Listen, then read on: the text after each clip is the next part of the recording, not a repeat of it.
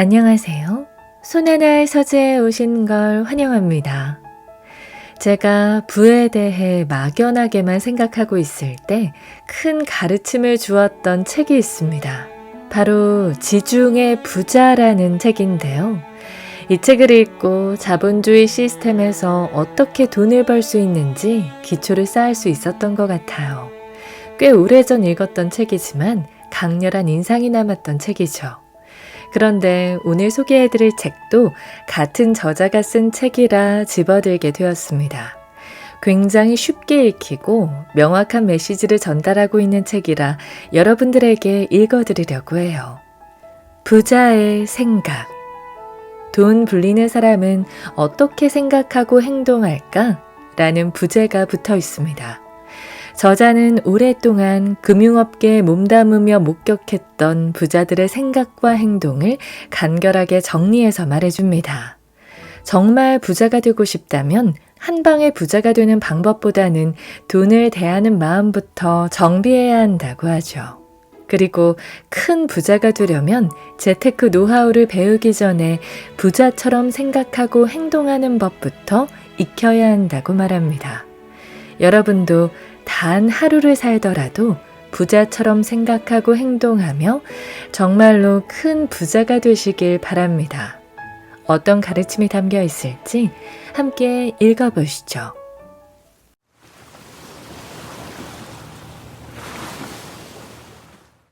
가장 빨리 부자가 되는 비결. 부자, 우리 모두의 꿈입니다. 한때 부자 되세요 라는 말도 유행했죠. 그런데 언제부턴가 쏙 들어가 버렸습니다. 지금 부자 되세요 라는 말을 건네면 씁쓸한 표정을 짓습니다. 그만큼 부자의 꿈이 멀어진 지 오래고 부자는커녕 먹고 사는데 별 지장만 없어도 좋겠다는 바람으로 꿈을 낮춘 지 오래됐습니다. 부자, 계산상으로는 될 수 없는 존재입니다. 은행을 비롯한 금융권에서 부자 대우를 받으려면 현금 자산이 30억 원은 있어야 합니다. 30억 원, 얼마나 큰 돈일까요? 부자가 되겠다는 꿈을 안고 매달 100만 원씩 저축을 시작했습니다. 몇 년을 저축해야 30억 원이 될까요? 30년? 50년? 아닙니다.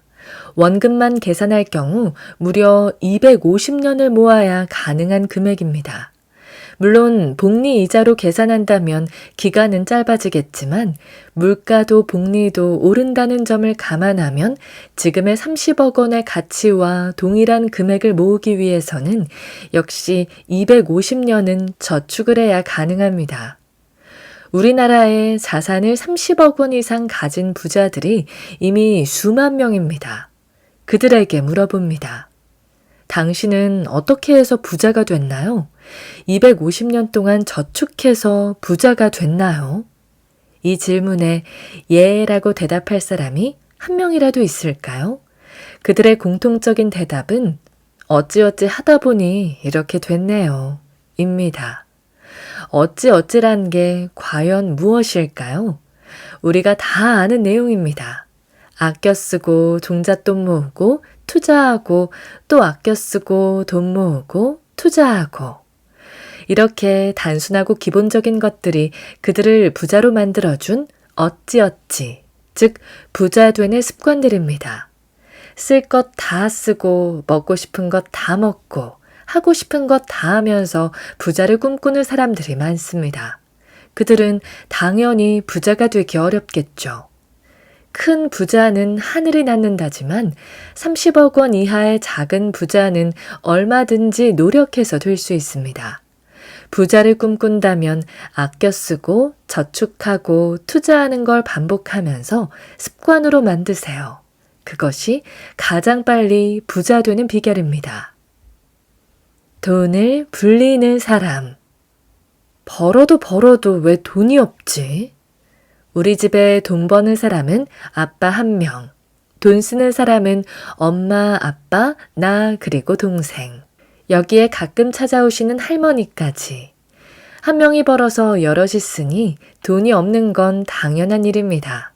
돈을 더 벌려니 애들 때문에 맞벌이가 어렵고 투잡은 마땅히 할 게 없습니다. 돈을 줄여 쓰자니 기껏 줄여봤자 몇만 원입니다. 가정 경제는 세 가지 주체로 이루어져야 합니다. 돈을 버는 사람, 돈을 쓰는 사람, 그리고 돈을 불리는 사람. 돈을 버는 사람과 쓰는 사람만 있으면 자산을 늘리기가 어렵습니다. 돈을 불리는 사람이란 투자자입니다. 물건을 사더라도 나중에 중고로 팔 생각으로 깨끗하게 쓰고 후한 가격에 팔았다면 좋은 투자자입니다.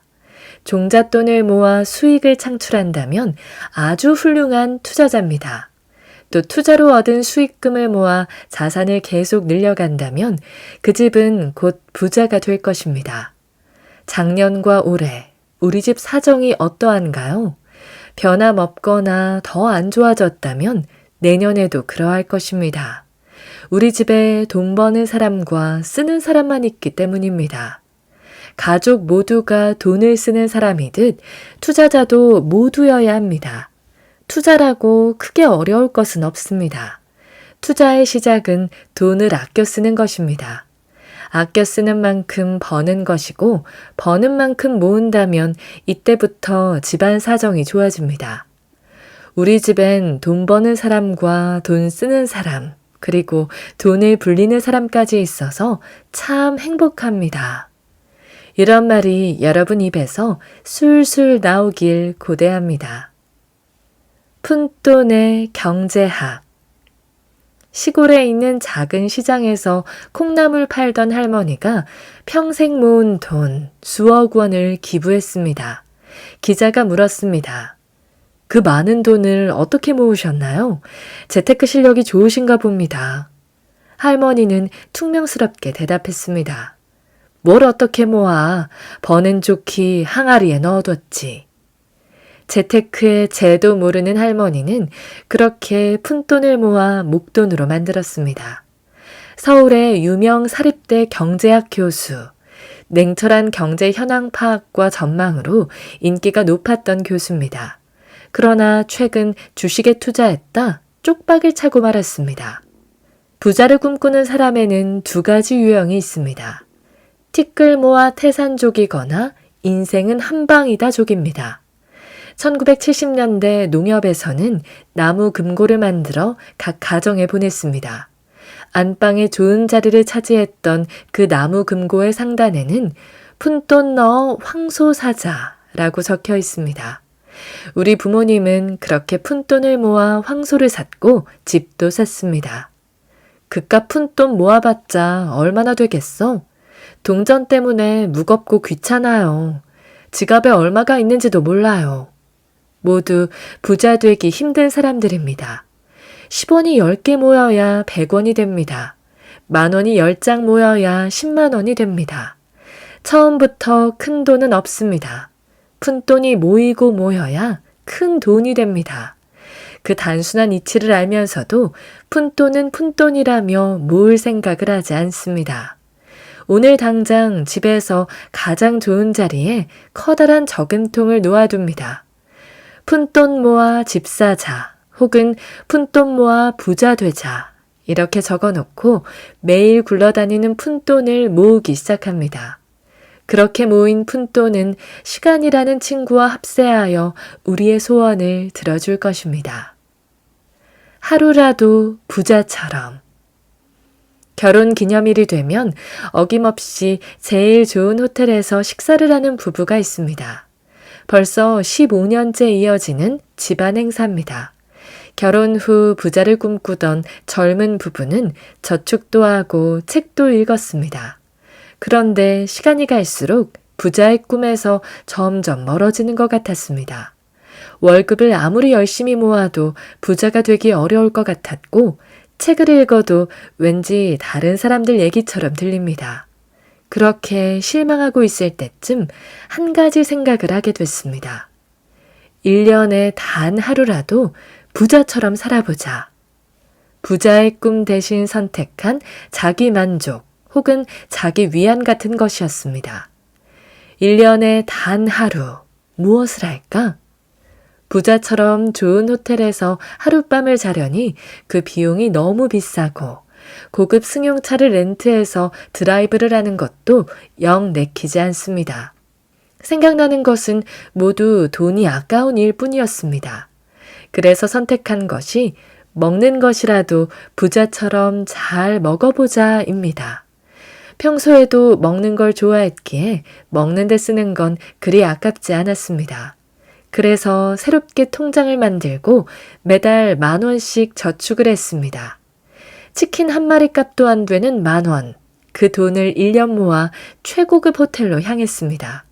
로비에서 레스토랑까지의 어색한 발걸음, 반갑게 맞아주는 직원들에 대한 부담감, 화려한 음식을 보니 허겁지겁 먹고 싶었지만 주변 사람들처럼 천천히 인내하며 식사를 했습니다. 매년 호텔을 찾은 젊은 부부는 그 문화에 점차 익숙해졌습니다. 그리고 어느새 그들과 어울려 여유 있게 식사를 합니다. 부자가 되고 싶으신가요? 그럼 1년에 하루라도 그들처럼 생각하고 행동해보는 건 어떨까요? 부자처럼 행동해야 부자로 살 수 있습니다. 성공의 씨앗, 헛수고. 옛날 어떤 왕이 현인들을 불러 모았습니다. 세상에 있는 모든 지혜를 모아주시오. 왕은 백성들에게 세상의 지혜를 알려주고 싶었습니다.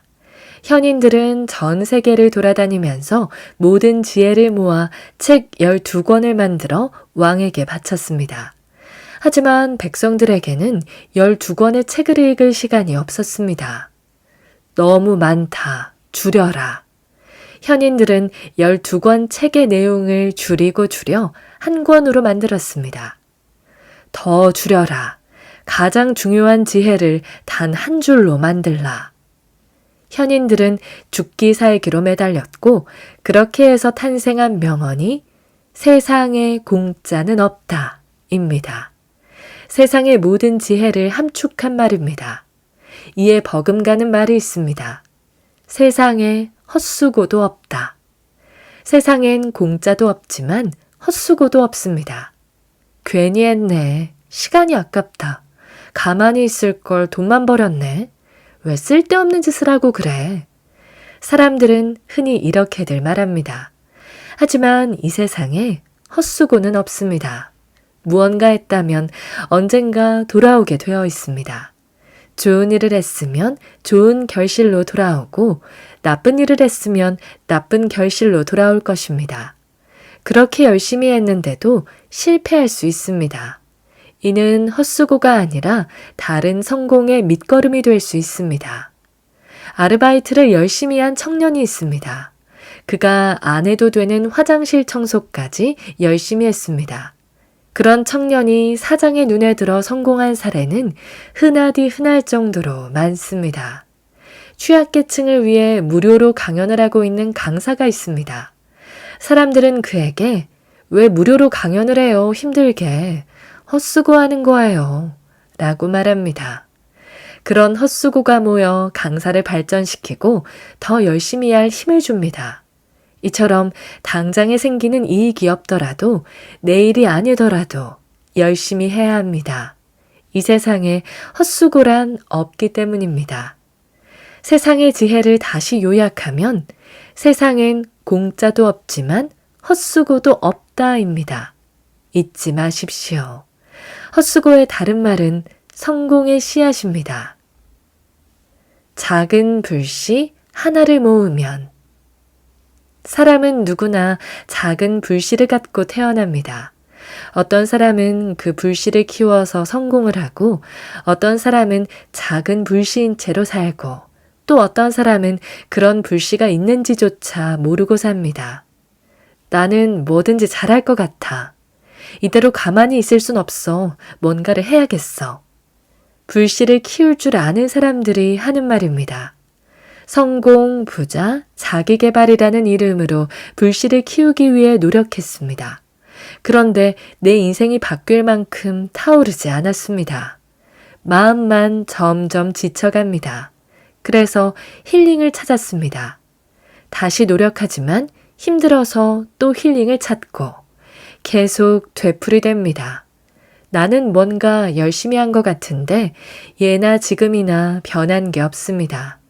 불씨를 제대로 키우려면 모아야 합니다. 능력이 되었든 관심사가 되었든 한 곳으로 모아야 합니다. 불씨를 못 키우는 사람들은 이것저것 여기저기 왔다 갔다 하는 특징이 있습니다. 매일 주어지는 하루라는 시간과 체력이라는 에너지를 당신은 어디에 쏟고 있나요? 돋보기로 종이를 태우려면 빛을 한 곳에 모아야 하듯이 나의 불씨를 활활 태우려면 에너지를 한 곳에 모아야 합니다. 부자가 성공하는 이유, 성공할 때까지 그것만 신경 쓰기 때문입니다. 재료를 넣어야 결과가 나온다. 나라는 사람이 있습니다. 내게 넣는 것은 재료이고 내게서 나오는 것은 결과입니다. 많은 사람들이 외칩니다. 매출을 많이 올려서 돈을 많이 벌고 싶습니다. 매출을 올리는 것과 돈을 버는 것은 결과입니다. 한 세일즈맨이 말합니다. 새로운 고객을 늘릴 수가 없어요. 그래서 실적이 없어요. 새로운 고객과 실적이 없는 것 모두 결과입니다. 이렇듯 대부분 사람들은 결과에만 연연하며 살아갑니다. 맛있는 과자를 만들려면 좋은 밀가루와 레시피 그리고 적당한 열이라는 재료가 있어야 합니다. 재료가 좋지 않으면 아무리 노력해도 좋은 결과가 나올 수 없습니다. 나에게 어떤 재료를 넣어주면 좋을까요? 저는 매일 3개의 재료를 넣기 위해 노력합니다. 첫째는 체력, 둘째는 실력, 그리고 셋째는 관계. 체력을 키우기 위해 매일 운동을 하고 실력을 높이기 위해 매일 책을 읽고 공부를 합니다. 그리고 관계를 넓히기 위해 겸손과 감사의 마음으로 사람들을 만납니다. 재료를 매일 꾸준히 넣어줘야 원하는 결과를 얻을 수 있습니다. 씨를 뿌려야 뭐라도 거두는 법. 부자는 매일 재료를 준비하는 사람들입니다. 오늘 당신은 꿈을 이루기 위해 어떤 재료를 넣을 건가요? 직업을 바꾼다는 것에 대하여 30대는 평균 서너 번, 40, 50대는 두세 번 정도 직업을 전환한다고 합니다. 직장을 옮기는 것이 아니라 하는 일 자체가 바뀌는 전환입니다. 가령 직장인으로 1번, 조그만 사업을 시작하면서 2번, 보험 설계사로 3번, 커피숍 운영자로서 4번. 이런 식으로 직업이 전환됩니다. 3년. 직업을 전환하면 자리 잡는 데 필요한 평균 기간이자 소득이 없을 수도 있는 기간입니다. 인생과 재테크는 이 기간을 어떻게 보내느냐에 따라 승패가 갈립니다. 3인 가족 평균 생활비 300만 원, 3년이면 대략 1억 원. 직업 전환 후 별다른 소득이 없다면 1억 원을 까먹는 셈이니까요. 가장 좋은 직업 전환은 매달 생활비가 나오는 시스템을 만들어 놓던가 3년치의 생활비를 모아놓고 시작하는 것입니다. 준비 없이 직업을 바꾸면 새로운 빛을 보기 전에 무너질 수 있습니다. 세상 사람들이 평균적으로 서너 번 정도 직업을 전환한다고 하니 나라고 예외일 리 없습니다. 안정적인 직업 전환을 위해 지금부터 생활비가 따박따박 나오는 시스템을 만들어야 합니다. 종잣돈을 모아 매월 투자 수익금이 나오게 하거나 현재의 집을 월세로 놓고 작은 집으로 이사를 가거나 아니면 투잡, 쓰리잡을 뛰어 추가 소득원을 만들거나 직업 전환이 고민이라면 어떤 일을 할까를 고민하기 전에 어떻게 안정적인 소득원을 만들까를 먼저 고민해야 합니다. 그래야 안정적인 직업 전환이 가능해집니다. 독서의 힘. 독서는 누구나 알다시피 마음의 양식, 내 마음을 위한 최고의 음식입니다. 세상에 널리 알려진 성공한 사람 중에 독서광이 아닌 사람은 없습니다. 그렇게 좋다는 독서. 그러나 막상 해보면 재미없고 따분하고 지루하고 그래서 졸리고 재미있을 것 같아 매번 책을 사지만 끝까지 읽어본 책은 글쎄요. 가장 많이 추천하는 독서량은 일주일에 한 권, 1년이면 50권, 그렇게 3년을 읽으면 150권. 내가 뭘 잘하는지 모르겠어. 내 관심사는 무엇일까? 3년쯤 지나 150권이 꽂힌 책장을 보면 유난히 특정 분야의 책이 많을 수밖에 없습니다. 처음엔 베스트셀러나 추천도서 위주로 사겠지만 매주 읽다 보면 그것도 한계가 옵니다. 어느새 특정한 분야의 책을 사는 자신을 발견하게 됩니다. 그 분야가 내 관심사고 내가 잘하는 분야입니다. 세상의 모든 일을 경험하며 내 관심사를 찾을 수는 없습니다. 독서로 간접 경험을 하다 보면 자신도 몰랐던 관심 분야를 찾을 수 있습니다. 독서가 성공의 밑거름인 이유입니다. 독서를 위해 필요한 건 끈기와 습관, 재미없어도 배우기 위해 끝까지 물고 늘어지는 끈기, 여기에 항상 휴대하며 시간이 날 때마다 읽는 습관까지. 일주일에 한 권의 책을 읽기로 마음먹었다면 매달 4권의 책을 마주합니다. 일주일에 한 권씩 읽되 못 읽었다고 다음 주까지 끌고 가지 말 것. 못 읽으면 못 읽은 대로 과감하게 덮고 다음 책을 읽을 것. 끝까지 읽겠다는 끈기는 좋지만 자칫 1년 내내 한 권으로 끝날 수 있기 때문입니다. 조금 읽었더라도 다음 책으로 넘어가는 것이 좋습니다. 다 못 읽은 책은 언젠가 필요할 때 혹은 문득 생각나서 읽고 싶을 때 그때 자세히 읽는 것이 훨씬 효과적입니다. 내 삶이 변하지 않는 것은 책을 읽지 않기 때문입니다. 내가 성공하지 못한 것은 책을 읽지 않기 때문입니다. 내가 부자가 안 되는 이유 역시 책을 읽지 않아서입니다. 이제부터 나는 게임하느라 분주한 사람이 아닌 여유롭게 책을 읽으며 내일을 설계하는 그런 멋진 사람이 되겠습니다. 정보로 돈을 만드는 법. 지성인이라면 신문 하나쯤은 필수입니다. 특히 재테크나 자산 관리에 관심이 있는 사람이라면 경제신문은 필수입니다. 매일 쏟아지는 정보, 세상에 무슨 일들이 그렇게 많은지, 매일 신문 지면을 꽉꽉 채우는 것을 보면 신기하기도 합니다. 그런데 신문을 계속 읽다 보면 항상 새롭지만은 않습니다. 비슷한 내용의 반복, 기업을 홍보해주는 기사, 어제 뉴스에서 들었던 내용, 재미도 없고 읽는다고 떡이 나오는 것도 아니지만 그래도 읽어야 합니다. 흙 속에서 진주를 캐듯이 계속 읽어야만 좋은 정보를 찾을 수 있습니다. 광고도 좋은 정보입니다.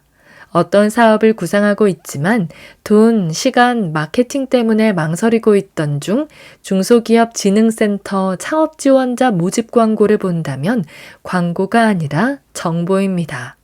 창업비도 지원해주고 전문가 컨설팅에 마케팅과 사무실까지 도움을 준다고 합니다. 이렇게 유용한 정보, 꾸준히 신문을 읽는 사람들의 몫입니다. 신문을 읽다 보면 스크랩하고 싶은 기사가 눈에 들어옵니다. 신문 스크랩은 어려울 것이 없습니다. 예쁘게 오려서 파일북에 넣기도 하고 노트에 붙이기도 하지만 어지간히 부지런을 떠는 사람이 아니고선 오려둔 신문은 책상 위를 떠돌다가 쓰레기가 되기 일쑤입니다. 마음에 드는 기사를 발견했다면 제목에 동그라미를 치고 한 면을 그대로 찢습니다. 그리고 2번을 접어서 박스에 모아둡니다. A4 용지 박스에 넣으면 딱 맞습니다. 박스가 꽉 찼다면 다시 꺼내서 대충 읽어봅니다. 2번째 읽었을 때 필요 없다는 생각이 들면 과감히 버립니다. 아주 중요한 것만 추리면 보통 10% 정도 남게 됩니다. 이렇게 추려서 모아둔 것을 시간 날 때마다 보면서 다시 추려냅니다. 마지막까지 남겨진 신문들, 그것이 좋은 자료이며 스크랩해서 모아두면 됩니다. 아무리 좋은 정보라 해도 시간과 유행에 민감해서 곧 흔한 정보가 되는 세상이니 계속해서 추려내는 게 중요합니다. 신문을 스크랩해두면 아이들 교육 자료로 쓸 수 있고 책을 쓰거나 강연을 할 때 도움을 받을 수 있습니다. 신문 볼 시간조차 없다고요? 그럼 중요한 부분만 찢어서 보관이라도 하십시오. 가방에 넣고 다니면서 지하철에서나 커피숍에서 사람을 기다릴 때 틈틈이 읽으면 됩니다.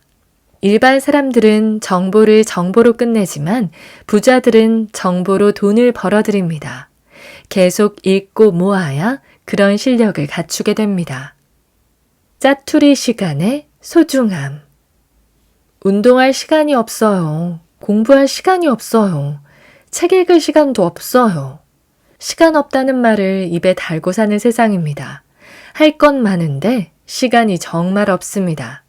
나이가 들어 70세가 되었습니다. 이때까지 살면서 보낸 시간을 따져봅니다. 수면 시간 23년, 화장실에서 7년, 식사 시간 6년, 줄 서서 기다리는데 5년, 집안일 이것저것 하는데 4년, 자리에 없는 사람 찾아서 전화 바꿔주는데 2년, 물건 찾는데 1년 8개월, 그리고 신호등 기다리는데 6개월, 총 49년 2개월. 주부의 경우 남편과 자식을 위해 쓴 시간은 주당 70시간. 40년을 그렇게 했다면 16년을 가족을 위해 쓴 것입니다. 남자들은 예쁜 여자 실끝 쳐다보는데 1년 8개월을 씁니다. 이것은 미국의 시간관리 전문가 마이클 포티노 교수의 연구 결과입니다. 시간이 없는 첫 번째 이유는 엉뚱한 곳에 시간을 많이 썼기 때문이고, 두 번째 이유는 해야 하는 일 사이에 낀 짜투리 시간이 많기 때문입니다. 무언가를 결정할 때 부자는 시간을 최우선으로 고려합니다. 열심히 살다 보니 시간이 제일 부족하다는 걸 알기 때문입니다. 그래서 시간을 살 수만 있다면 돈을 주고라도 사려고 합니다. 하지만 우리는 시간보단 돈입니다. 몇만 원을 아끼려고 먼 곳으로 쇼핑을 가고 몇천 원 싸게 사려고 수십 분을 인터넷 속에서 헤맵니다. 리터당 100원이 싼 A마트의 주유소에서 기름을 넣으려고 1시간을 기다립니다. 50리터를 넣었다면 5,000원을 아낀 셈입니다. 이러면 시간당 5,000원짜리 인생이 됩니다. 하루 평균 짜투리 시간 3시간. 이 시간을 10년 동안 활용하면 1만 시간의 법칙에 따라 어떤 분야에서든 성공한 전문가가 될 수 있습니다. 인생을 풍요롭게 만드는 독서, 운동, 공부. 시간을 따로 낼 생각만 하지 말고 짜투리 시간을 활용해 보세요. 짜투리 시간만으로도 충분합니다. 출퇴근 시간 동안 오디오나 유튜브로 관심 있는 강의를 듣는 것도 좋고, 책 읽을 시간을 따로 내기 힘들면 시간이 날 때 틈틈이 읽으면 됩니다. 짧은 거리는 일부러 걸어 다니는 습관을 들이면 훌륭한 체력 관리가 됩니다. 또한 사소한 만남이나 의미 없는 수다에 쓰는 시간이 짜투리 시간의 대부분을 차지할 수 있으니 가급적 중요한 만남 위주로 시간을 써야 합니다. 세상 모든 사람에게 공평하게 주어지는 하루 24시간. 어떻게 사용하느냐에 따라 누군가에겐 48시간이 될 수도, 누군가에겐 10시간이 채 되지 않을 수도 있습니다. 평균 회귀 법칙이 적용되는 삶. 평균 회귀 법칙이라는 게 있습니다. 영국의 유전학자 프랜시스 골턴이 사람의 키에 관한 유전 법칙을 연구하다가 색다른 규칙이 있음을 발견하고 이를 이론화하여 평균 회귀 법칙이라 이름 붙였습니다. 쉽게 말하면 아빠와 엄마의 키가 아무리 크거나 작더라도 자식들의 키는 평균 수준으로 회귀하는 흐름이 있다는 것입니다. 그래서 사람은 한없이 키가 커질 수 없고 또 한없이 작아질 수도 없는 것입니다. 이러한 평균 회귀의 움직임은 여러 곳에서 볼 수 있습니다. 머리 좋은 석박사 집안에 공부 못하는 아이가 있게 마련이고, 근엄한 교수 집안에 오토바이 타며 사고 치는 자식도 있습니다. 또 선남선녀의 부모에게서 도저히 이해할 수 없는 아이가 태어나기도 하고, 그 잘 살던 집이 쫄딱 망하기도 합니다. 돈과 권력을 모두 소유한 집은 건강을 잃어 평균에 다가가기도 합니다. 이렇듯 지금은 나은 것이 있더라도 시간을 길게 늘려서 보면 누구나 평균적인 삶을 살아갑니다. 평균 회귀 법칙은 주식이나 부동산과 같은 재테크에서도 나타납니다. 오르고 내리기를 반복하면서 결국 시장 평균적인 수익률에 머물게 됩니다. 2005년 말에는 부동산이 최고의 재테크 수단인 것 같았지만 과거 20년간의 수익률을 살펴보면 주식과 부동산의 수익률은 거의 비슷합니다. 재테크 시장에서의 평균 수익률은 얼마나 될까요? 시장 수익률에서 1% 높은 정도입니다. 아무리 주식 투자를 잘했더라도 장기간 결과를 보면 은행 이자보다 조금 더 번 경우가 대부분입니다. 지금 인생이 힘들다고요? 그럼 평균 회귀 법칙을 떠올리세요. 내가 지금 힘든 만큼 미래엔 풍요로운 날들이 기다릴 겁니다. 반대로 지금 살기 좋다고 여유 부리면 반드시 힘든 순간이 생깁니다. 100에서 시작된 코스피 지수가 등락을 거듭하며 평균적인 수익률로 2000까지 올랐듯 우리의 인생도 좋고 나쁨을 거듭하면서 내가 원하는 모습으로 올라서게 될 것입니다. 아주 조금씩 평균적인 모습으로 말입니다. 느림의 미학. 군대 시절 배를 만드는 조선소를 자세히 지켜본 적이 있었습니다. 아주 오래된 화물선이 있었는데 대체 뭘 하는지 모를 정도로 방치된 채 있었습니다. 그런데 어느 날 갑자기 방치되었던 그 화물선이 멋지게 리모델링되어 진수식을 하는 게 아니겠습니까? 며칠 후 그 자리에 또 다른 배가 나타났고 역시나 하는 것 없이 보이다가 성대하게 진수식을 치르고 떠났습니다. 배 안에서 일하는 사람들 중 바쁘게 움직이는 사람은 아무도 없었는데 배는 생각보다 빠른 속도로 변했습니다. 돈을 모으는 것은 배를 만드는 것과 같습니다. 조급하게 빨리 모으려 하면 이상하게 문제가 생깁니다. 급하게 돈 쓸 일이 생기거나 수입이 끊기거나 혹은 사기를 당하거나. 돈을 못 모으는 사람들의 특징은 빠름. 돈을 잘 모으는 사람들의 특징은 느림. 진정한 부자는 50대 이후에나 가능합니다. 20대에는 공부해야 하니 돈 벌 기회가 적고 30대엔 취직은 했지만 경험이 적으니 큰 돈을 벌기 힘듭니다. 또 40대에는 소득은 늘었지만 지출도 늘면서 쌓이는 돈은 적습니다. 50대가 넘어야 경험으로 무장된 실력으로 돈도 많이 벌고 지출도 더 이상 늘지 않아 자산을 모을 수 있게 됩니다. 빨리 부자가 되고 싶어요. 어린아이들도 자주 이런 말을 합니다. 빨리 부자가 되면 좋기야 하겠지만 로또 1등 당첨자 대부분의 삶이 당첨 이전의 삶보다 못하듯 빠른 것에는 치러야 할 대가가 있습니다. 미국의 자산관리 전문 증권사인 메릴 린치의 자산관리 핵심은 천천히 부자 되기입니다. 금융 선진국을 대표하는 증권사가 왜 그런 슬로건을 정했는지 곰곰이 생각해 볼 때입니다. 부자는 노력에 시간을 곱하여 탄생한다 라는 사실을 기억하면서 느리게 돈을 모으는 여유를 갖기 바랍니다. 갈아탈 수 있는 용기. 서울에서 부산까지 가야 합니다. 그래서 서울역에서 열차를 탔습니다. 열차가 출발하자 다급해졌습니다. 남보다 빨리 가야 하기 때문입니다. 나의 목표는 부산, 그것도 남보다 빨리 가는 게 목표입니다. 더 빨리 가려고 열차 안을 뛰었습니다. 1호차에서 10호차까지 마냥 뛰었습니다. 승객 중에 비슷한 사람이 있습니다. 나처럼 조급하게 뛰는 사람 10%, 수다 떨며 노는 사람 40%, 잠자는 사람 49%, 그리고 중간에 내린 사람 1%. 부산에 도착해보니 나처럼 땀을 뻘뻘 흘린 사람이나 잠을 잔 사람이나 모두 똑같이 내립니다. 열심히 뛴 대가도 없이 똑같이 도착한 것입니다.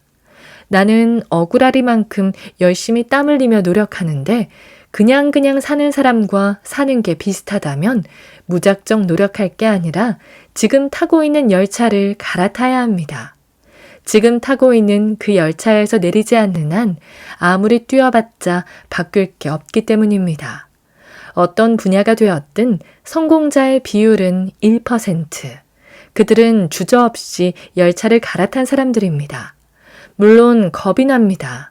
중간에 내렸다 한들 더 빠른 열차를 탄다는 보장도 없고 더 빠른 열차를 탔어도 그 엄청난 속도를 감당하지 못할 수도 있습니다.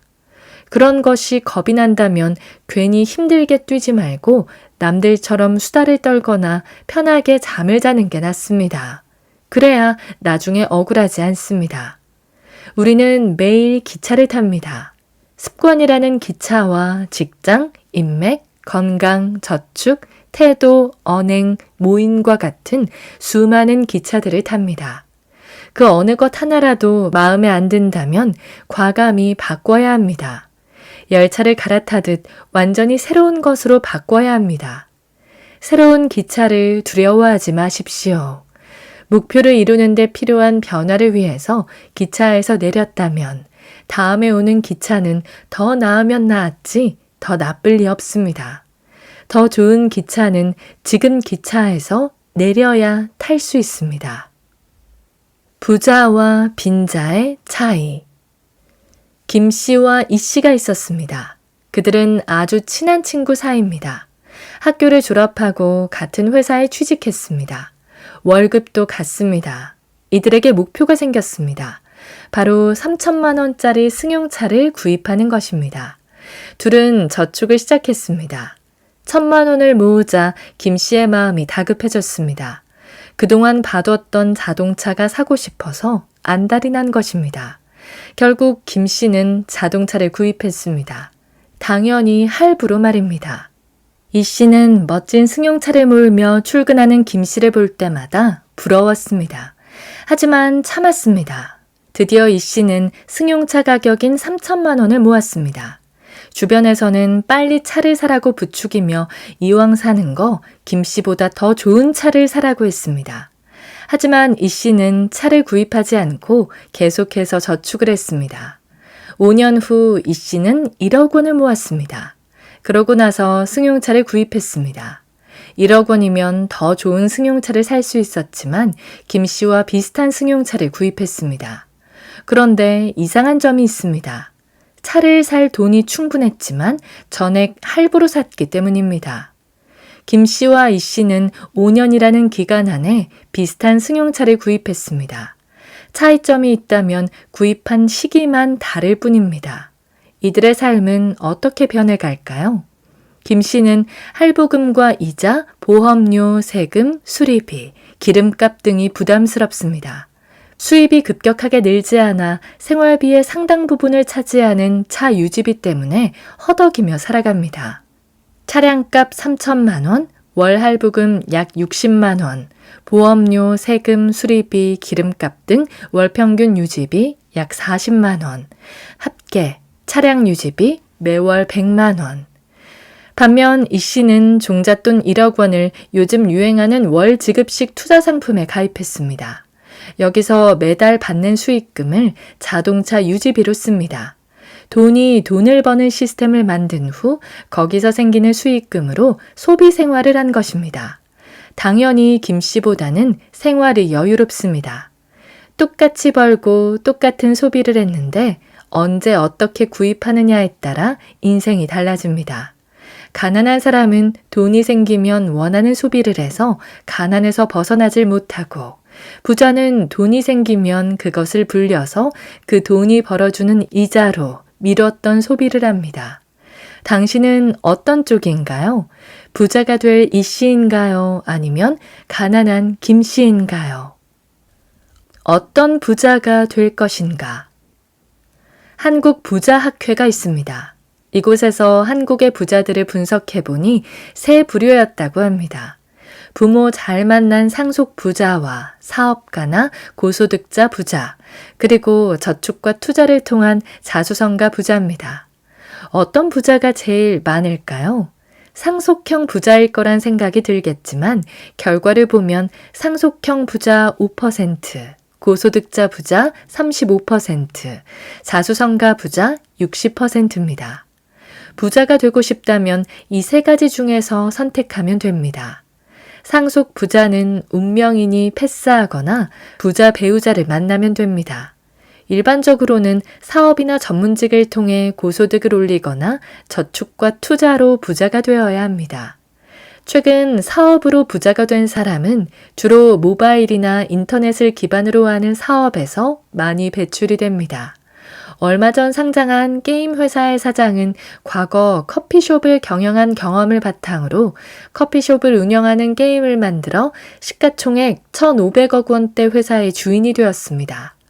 커피숍을 하던 중 찾아오는 손님들이 본인을 부러워하던 모습에서 아이디어를 떠올린 것이라고 합니다. 해외에서도 마찬가지입니다. 페이스북을 창업한 마크 저커버그는 26세에 억만장자가 됐으니 말입니다. 사업은 시대가 요구하는 아이템을 먼저 만드는 게 핵심입니다. 게임을 잘하는 자녀가 있다면 못하게 할 게 아니라 게임 아이디어를 기획해보고 직접 만들 수 있게 지원해주세요. 어쩌면 훌륭한 게임 사업가가 될 수 있습니다. 저축과 투자로 자수성가 부자가 되는 방법은 의외로 간단합니다. 먼저 종잣돈을 모아 내 집을 마련하고 다시 종잣돈을 모아 재테크를 반복하면서 부자가 되어갑니다. 그래서 자수성가 부자는 시간이 오래 걸립니다. 부자의 꿈이 있다면 결정해야 합니다. 사업이나 전문직으로 고소득을 올릴 건지 아니면 저축과 투자를 하면서 자산을 늘릴 건지 이것도 저것도 안 하고 있다면 부자는 그저 한낱 바람에 그칠 뿐입니다. 돈의 흐름을 안다는 것. 세상에서 가장 필요한 것은 사람마다 다르겠지만 공기와 돈이 아닌가 싶습니다. 공기야 숨쉬기 위해서 당연히 필요한 것이고 물이나 음식과 같은 나머지 것은 모두 돈으로 살 수 있으니 공기 다음으로 필요한 건 돈입니다. 만약 공기도 돈 주고 사야 하는 시대가 된다면 세상에서 가장 필요한 존재는 돈이 됩니다. 이렇듯 자본주의에서의 돈은 삶과 가장 밀접한 존재입니다. 돈을 이해하려면 경제를 알아야 합니다. 경제란 무엇일까요? 경제학 원론을 읽거나 학자들에게 물어보면 장황하고 어려운 용어에 귀를 닫게 될 것입니다. 경제란 한마디로 돈이 돌고 도는 돈의 흐름입니다. 돈은 태어나 여러 곳을 두루 거치면서 다시 태어난 곳으로 돌아옵니다. 돈이 태어나는 곳은 우리나라는 중앙은행인 한국은행이고 미국은 연방준비은행입니다. 한국은행에서 만들어진 돈은 제일 먼저 시중은행으로 풀려갑니다. 이때 얼마의 이자를 받게 되는데 이것을 기준금리라고 부릅니다. 한국은행 총재가 기준금리 발표를 하면 나라가 떠들썩거리는데 그 이유가 돈의 가격을 어떻게 매기느냐에 따라 이후의 금리에도 영향을 미치기 때문입니다.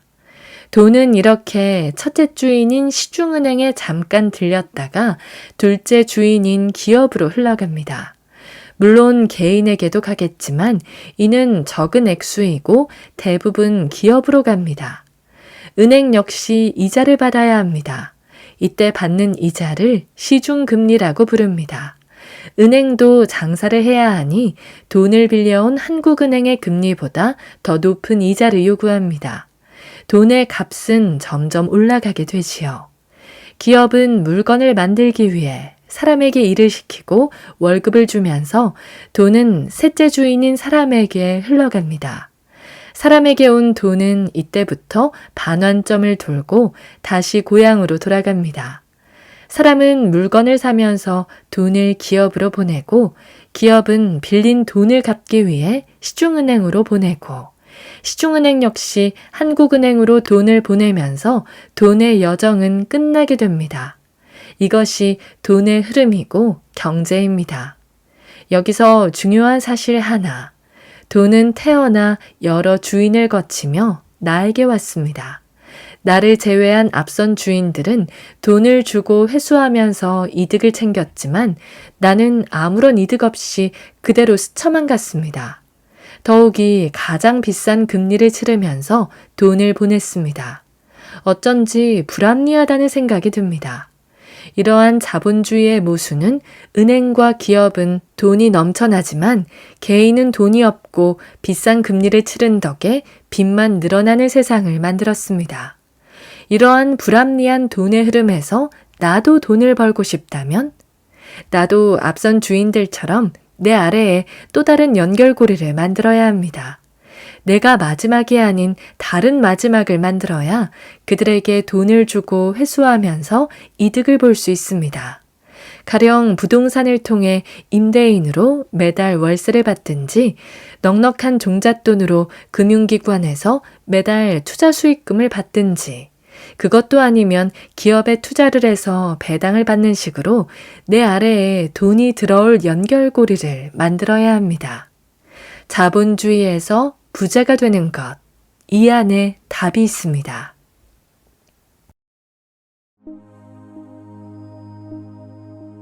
오늘 저와 함께한 시간 어떠셨나요? 편안한 시간이 되었길 바라며 또 들러주시길 기다리겠습니다.